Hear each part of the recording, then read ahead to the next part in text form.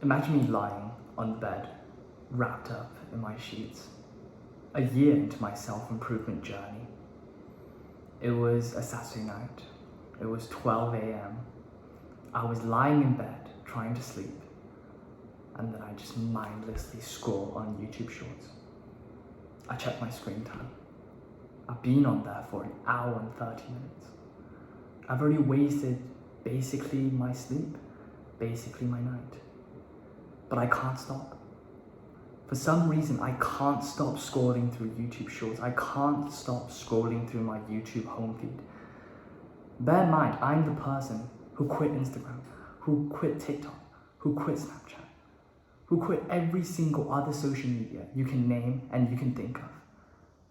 And there was me, being drawn in by YouTube, being absolutely harassed. My attention was close to nothing. You might be thinking right now, all right, today he's just going to talk about how to stop using YouTube, how to stop letting the algorithm, take away your attention span or something. No, that is not my purpose for today's video. My purpose for today's video is just a concept that I've been thinking about, a concept I've drawn from other successful people, and I've realized that when they implement it into their lives, they've seen crazy amounts of success. What I want to talk about today is how YouTube is manipulating you. It is literally playing you like their puppet. You are literally the person in the Matrix. You're stuck inside this computer-generated world, and you're being sucked further and further into this black hole. What I want to talk about today is how you can go from literally the person being manipulated by YouTube to manipulating other people using YouTube. All right, you might be thinking, what the hell is this guy talking about? Surely he has considered the ethical issues of doing all these kind of things. All right, what I'm presenting to you is what I learned. I'm not presenting to you what I did, but these are key things about the YouTube algorithm that we never ever considered previously in our lives. These might be secretive, but these are the truth to how the YouTube algorithm actually works. So number one, I really want to talk about how to manipulate something called the infinite scroll. If you think about it, the infinite scroll is this thing you see on Instagram, YouTube, Twitter, everything. On your homepage, how you scroll down to the very end and somehow it just keeps loading. And you scroll down to the very end and somehow it just keeps loading and keeps loading and keeps loading. It never stops because of the code called the infinite scroll. This was invented in the early 2010s, right? And the sole purpose of the infinite scroll at first was to make everything easier, right? If you just don't need to refresh the page. Because the way YouTube used to work is that you can finish the page, then you need to go on to the next page, right? You literally need to click, okay, do you want to go to the next page? Okay, I'll go to the next page. And you know what? It made it so much easier, right? You can just see everything on the same page, right? But what it did was it completely destroyed people's attention spans. Because now they don't have the conscious choice to say, okay, I want to go to the next page. So every single social media company saw this and they were like, great, because if people stay on my page more, we get more money because of AdSense, right? So they implemented this infinite scroll into the YouTube algorithm.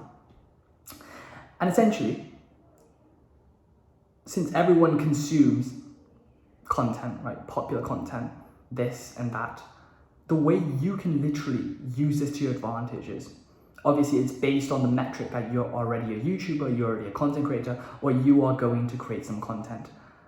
But this means that since on the YouTube homepage, it literally shows you everything, the algorithm is designed to show you things that you already like, right? And there's more likely of a chance that you like things that are popular. If you also create things that are on the same lines as popular content, so it gets shown on this infinite scroll, you would literally get millions and millions of impressions because the scroll is infinite and you can get viewed so many different times. Not just once, not just twice, but I've seen the same video pop on my feed 10 times within the same day. It's one of these things that you can manipulate to your advantage.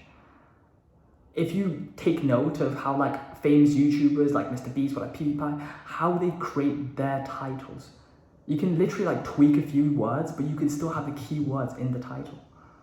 That's how you become like, you know, viral on YouTube or something like that. But yeah, the more impressions you get, the more views you get, the more watch time you get, and the more revenue you get. And you're kind of working with YouTube at this point, you know? YouTube wants more people to view things. You are the content creator. You provide them with things to view. Number 2 is manipulate keywords. I think I touched upon this a little bit on number 1, how you should use similar keywords to people who are popular YouTubers. But there was a research that was done, like a wide research, that made YouTube realize that people's emotions could be manipulated. You think about how fucked up this is, right? They realized that people don't like to feel positive emotions. Okay, I phrased that wrong. People don't have the same amount of attention and the same amount of alertness, and they wouldn't stay on the YouTube homepage for long enough when they feel a positive emotion, such as feeling calm, feeling gratitude, feeling love, you know. They would not keep on scrolling. They would be happy and they would set YouTube aside for the day. But YouTube doesn't want that. They want you to stay on the feed. So what they do is they realize that negative content, content that makes you feel alert, content that makes you feel worried, content that makes you feel anger, can actually make the person research more, can make the person watch more, because they're more scared. So YouTube is literally making you more scared to manipulate you.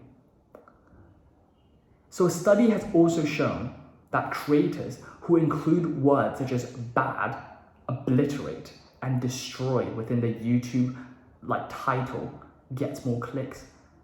Because why? YouTube recommends that content more, meaning it gets more impressions, meaning YouTube is working with you to get views. And that's crazy.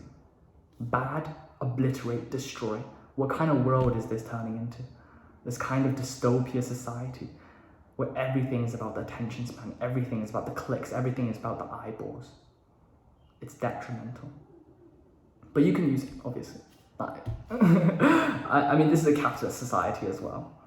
Number 3 is you can manipulate YouTube Shorts. Obviously, a lot of people have talked about how to manipulate YouTube Shorts. You just post a bunch of shorts that are like popular form content or whatever. You make them severely edited and people actually just mindlessly watch your short or whatever. But people don't realize the power that YouTube Shorts actually holds, because it's literally the most powerful feature on YouTube. It's the thing that gets the most watch time. It's the thing that gets the most impressions. YouTube recommends it the most. You realize there's so many things that you can do. There's a lot of popular content creators who sell their products on YouTube Shorts, on TikTok, on Instagram Reels.